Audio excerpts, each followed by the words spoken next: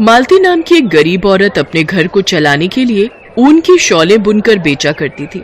सारा दिन भीड़ भरे बाजार में अपने हाथ पर कुछ बुनी हुई शॉलें लेकर वो घूमती रहती थी। पर वो गरीब थी और उसके कपड़े मैले कुचैले थे, इसलिए उससे शॉल खरीदने वाले लोग बहुत ही कम होते थे। बहन जी देख लो, ऊनी गरम शॉल है, आने वाली सर्दियों के लिए बहुत गरम रहेगी। नहीं लेनी। बहन जी आपको दिखाऊं क्या? कितने की है ये नीली वाली? ये डिजाइन वाली बुनाई की 150 की है। इतनी महंगी शॉल? इतने की तो फिर हम दुकान से ही बढ़िया खरीद लेंगे। बहन जी ये हाथों की बुनी हुई है, मैं खुद अपने हाथों से बनाती हूँ। 50 रुपए की देनी है तो बोलो। 50 रुपए बहन जी, ये तो बहुत कम है, बहुत मेहनत लगती है शॉल बनाने में, ऊपर से बहन जी उनका भी खर्चा है, कम से कम 100 रुपए तो दे दो। रहने दो, इससे अच्छा मैं दुकान से ना ले लूंगी। मैंने तो तुम पर तरस खाकर सोचा कि चलो गरीब हो, ठंड में घूम रही हो तो एक शॉल खरीद लेती हो, पर 50 रुपए से ऊपर 1 रुपया नहीं दूंगी। ठीक है ले लो। मालती जानती थी कि उसे शॉल बेचने में बहुत घाटा हो रहा है, पर उसकी मजबूरी थी कि उसे वो शॉल 50 रुपए में बेचनी पड़ी। कई बार लोग गरीब और मजबूर इंसान का फायदा भी उठा लेते हैं, जैसा अक्सर मालती के साथ हो जाता था। उसे अपनी शॉल सस्ते में ही बेचनी पड़ती थी। मालती का पति भी मजदूरी का काम करता था, घर में 2 छोटे छोटे बच्चे भी थे। मालती, तू इतनी मेहनत करके रात भर बैठकर ये शॉल बनाती है और तू कह रही है तू 50 से 60 रुपए में इसे बेच आती है। इतनी मेहनत का काम और पैसे इतने कम। पर मैं कुछ नहीं कर सकती, लोग पैसे ही इतने कम देते हैं। मैं तो उनको कई बार बोलती हूँ कि ये हाथों की बनी हुई शॉल है, मुझे महंगी पड़ती है, पर लोग ना जाने मेरी मेहनत को समझते ही नहीं है। कोई नहीं, छोड़ो, तुम बच्चों के साथ बैठो, मैं रोटी दे देती हूँ, तुम भी खा लो, बच्चे भी खा लेंगे। माँ, तुमने आज भी मेरे लिए खीर नहीं बनाई। मैं तुमसे कितने दिनों से कह रहा हूँ। भैया तुम्हें पता है ना, माँ के पास इतने पैसे नहीं है कि वो हमारे लिए खीर बना सके। तुम रोज रोज माँ को तंग क्यों करते हो? मुन्नी की बात सुनकर गोपाल उदास हो जाता है। अच्छा मेरे बच्चे, उदास मत हो, मैं तेरे लिए देखना नए साल पर खीर जरूर बनाऊंगी। सच में तुम मेरे लिए नए साल पर खीर बनाओगी माँ? हाँ जरूर, मैं बाजार से खीर बनाने का सामान ले आऊंगी, फिर खूब बढ़िया काजू बादाम किशमिश वाली खीर बनाऊंगी। हम सब मिलकर खीर खाएंगे। फिर तो मैं भी खाऊंगी माँ। हाँ बच्चों, चिंता मत करो, हम सब मिलकर खाएंगे। बच्चों के चेहरे पर खुशी देखकर मालती के चेहरे पर भी खुशी आ जाती है, पर उसे यही चिंता थी कि थोड़ी बहुत कमाई हो जाए तो वो नए साल पर खीर बना देगी। अगले दिन मालती पूरा दिन बाजार में शॉल बेचती रही, पर उसकी कोई कमाई नहीं हुई। रात होने वाली थी। मालती को लगा कि अब उसे घर वापस चले जाना चाहिए। आज तो एक भी शॉल नहीं बिकी, मुझे लगता है अब घर चले जाना चाहिए। बच्चे भी इंतजार कर रहे होंगे, ठंड भी बढ़ रही है, यहाँ खड़े होने का कोई फायदा नहीं है, घर पहुंचने में भी समय लग जाएगा, चली जाती हूँ। मालती अपने पैसे बचाने के लिए रिक्शे की जगह पैदल ही घर जाती थी। उसके हाथ में शॉल का थैला था, जिसे कंधे पर उठाकर वो पैदल ही घर की ओर निकल पड़ी। तभी सड़क के किनारे फुटपाथ पर एक औरत बेहोश पड़ी थी और उसका बच्चा रो रहा था। मालती ने बच्चे को गोदी में उठाया और देखा औरत कुछ भी हरकत नहीं कर रही थी। अरे लगता है ठंड से बेहोश हो गई है, मुझे इसे अस्पताल ले जाना होगा। बेचारी सड़क पर पड़ी है, कोई गाड़ी वाला मार गया तो अनर्थ हो जाएगा। ओ भैया, ऑटो वाले भैया, रुक तो जरा, यहाँ कोई नजदीकी अस्पताल है तो इन्हें उठाकर जरा मेरे साथ ले चल। हाँ, यही बराबर में अस्पताल है। ये तो बेहोश है, क्या तुम्हारी रिश्तेदार है ये? हाँ, इनके साथ मेरा इंसानियत का रिश्ता है। अब इतनी बातें मत करो भैया, जल्दी से अस्पताल ले चलो। हाँ चल रहा हूँ। मालती अस्पताल पहुंचती है। मालती के पास पैसे तो नहीं थे, पर हाथ में एक चांदी की अंगूठी थी।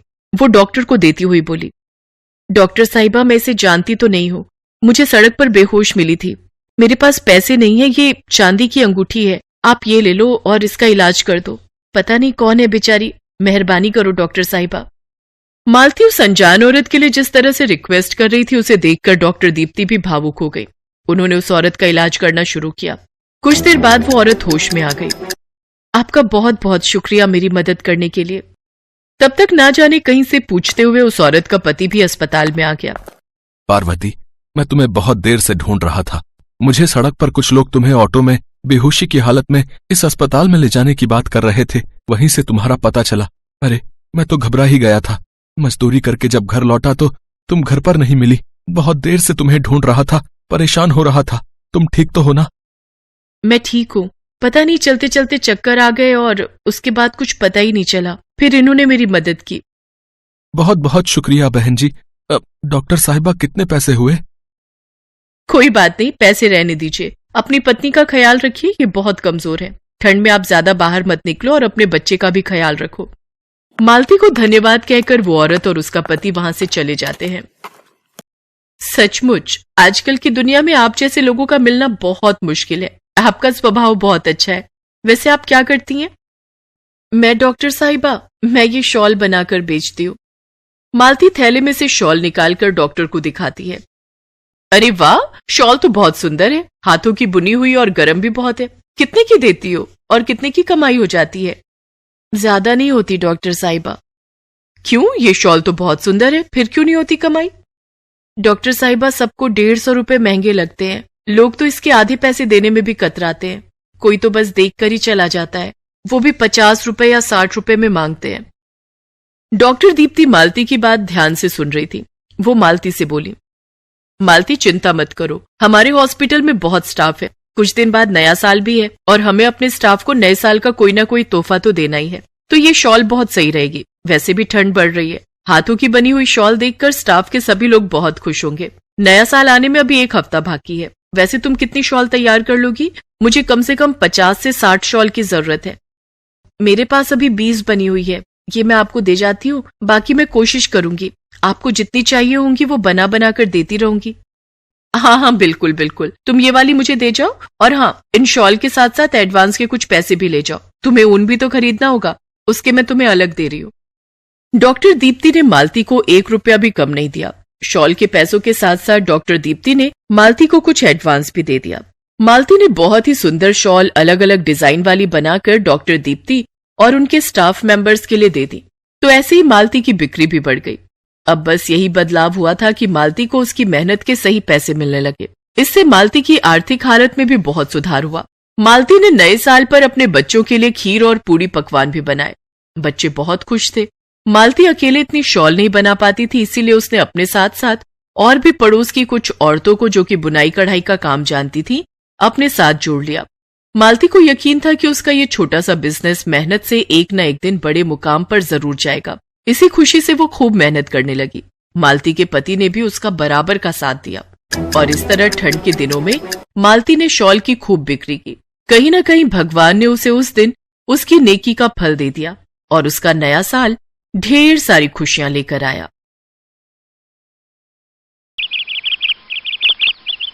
शंकर अपनी पत्नी सुनीता और 2 बच्चों के साथ गांव में रहता था।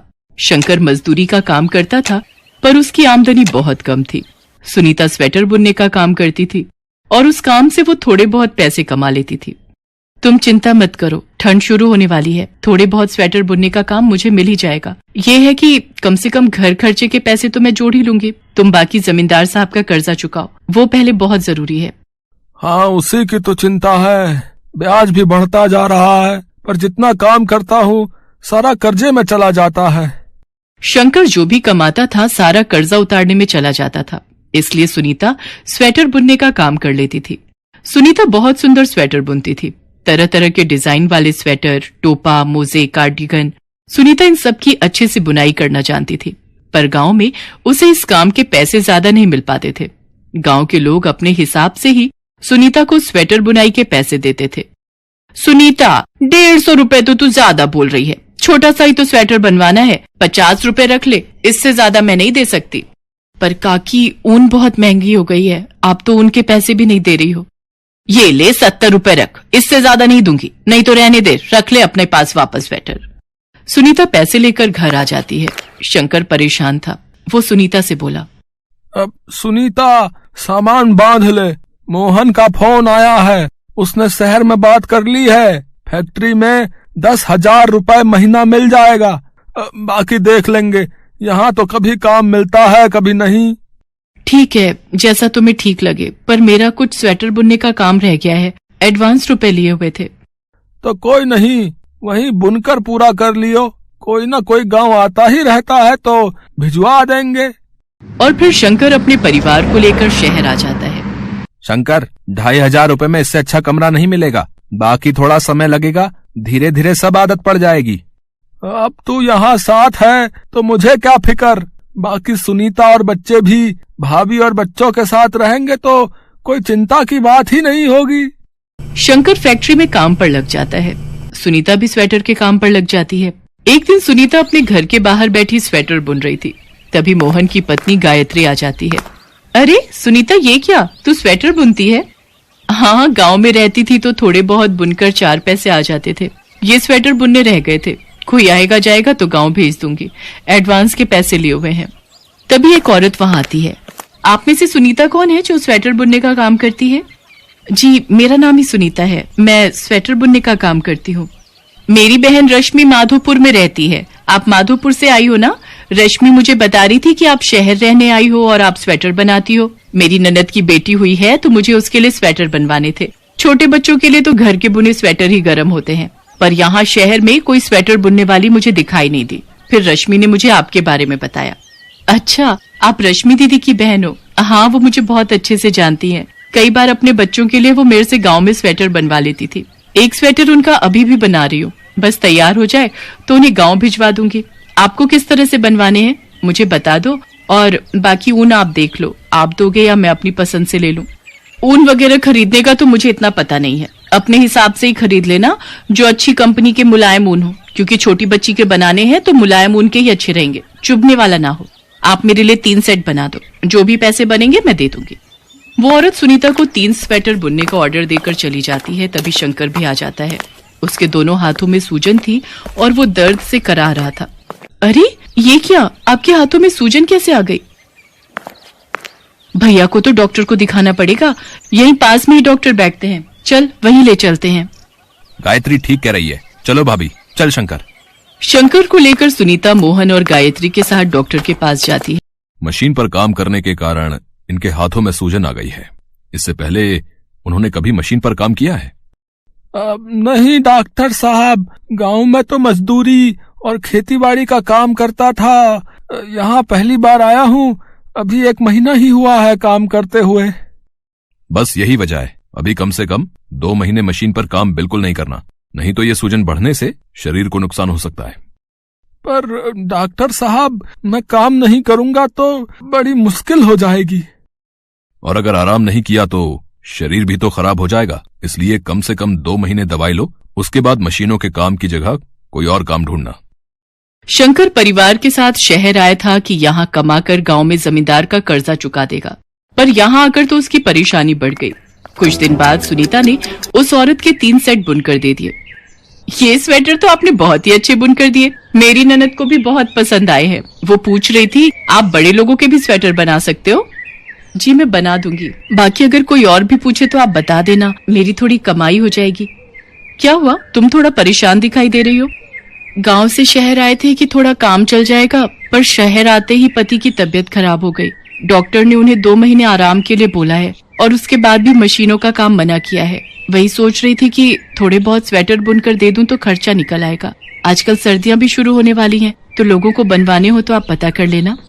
हाँ हाँ, मैं पड़ोस में भी कह दूंगी, तुम चिंता मत करो। औरत स्वेटर के पैसे देकर चली जाती है और अपने आस पड़ोस में सुनीता के बारे में बताती है। सुनीता को धीरे धीरे स्वेटर का काम मिलने लगता है। बहन जी, मैं ऊन की दुकान चलाता हूँ। मेरे पास शहर के बहुत से लोग ऊन खरीदने आते हैं। कई बार वो लोग मेरे से घर के बुने स्वेटर के बारे में पूछते हैं। अगर आप मेरे लिए स्वेटर बुन दिया करो तो मैं आपको अच्छी कीमत दे सकता हूँ। ठीक है भैया जी, आप मुझे बता दो कितने स्वेटर बुनने हैं। 2 छोटे बच्चों के, लेडीज जेंट्स के डिजाइन वाले बनाने हैं। मैं आपको लिस्ट बना दूंगा, मैं लड़के के हाथ माल घर भिजवा दूंगा। सुनीता का स्वेटर बुनने का काम बढ़ जाता है, उसे अब अच्छे पैसे मिलने लगे थे। सुनीता, मैं सोच रहा था तुम गायत्री भाभी की भी मदद ले लिया करो तो तुम्हें सहारा रहेगा। अकेले तुम थक जाती हो, बाकी माल पहुंचाने का काम मैं कर लूंगा। हाँ तुम ठीक कह रहे हो, मोहन भैया के भी तो घर खर्चे हैं, किराया, राशन, बाकी गायत्री भाभी जिस घर में काम करती थी वो घर भी छूट गया है। मैं आज ही उनसे बात करती हूँ। सुनीता गायत्री को भी अपने साथ काम के लिए कह देती है। तुम बहुत अच्छी हो सुनीता, मैं खुद कहने की हिम्मत नहीं कर पा रही थी। मुझे लग रहा था पता नहीं तुम अपने साथ मुझे काम दोगी या नहीं। नहीं गायत्री भाभी, ऐसी बात नहीं है। मोहन भैया भी तो हमें शहर विश्वास पर ही लाए थे, और यहाँ हमारे शहर में एक दूसरे के सिवा है ही कौन, इसलिए आप आज से ही मेरे साथ ये काम करना शुरू कर दो, आपका भी घर खर्चा निकल आएगा। उस दिन से गायत्री भी सुनीता के साथ स्वेटर का काम करने लगी। धीरे धीरे सुनीता ने और भी औरतों को इस काम में अपने साथ जोड़ लिया और किराए पर एक दुकान ले ली। सुनीता ने कभी नहीं सोचा था कि उसका स्वेटर का काम इतना बढ़ जाएगा। धीरे धीरे सुनीता का काम बढ़ गया और अब उसे उसी शहर के साथ साथ आसपास के और भी शहरों से स्वेटर बुनने के ऑर्डर मिलने लगे। आखिर बड़े शहर में रहकर एक गरीब ने अपने पैर अपनी मेहनत और हुनर से जमा ही लिए। मोहन, गायत्री भाभी, मैं तो हिम्मत हार गया था, पर सुनीता ने सब कुछ संभाल लिया। आज जमींदार का 1 रुपया भी मैंने कर्जा नहीं देना, सब सुनीता ने उतार दिया। आप सही कह रहे हो शंकर भैया, आज सुनीता भाभी के कारण आपके बच्चों के साथ साथ मेरे बच्चे भी स्कूल जाने लगे हैं। नहीं तो अकेले मोहन इतना नहीं कमा पाते थे कि हम बच्चों को स्कूल में पढ़ा लिखा सके। आज ये सपना भी साकार हो गया। इस बात को सुनकर सुनीता मुस्कुरा देती है। आज उसके चेहरे पर एक सुकून था क्योंकि उसने अपनी मेहनत और लगन से ये मुकाम पाया था। हेलो दोस्तों, कैसे हैं आप सब? हमारी कहानियां देखने के लिए हमारे चैनल को सब्सक्राइब कीजिए और हाँ, बेल आइकॉन पर क्लिक करना मत भूलिएगा।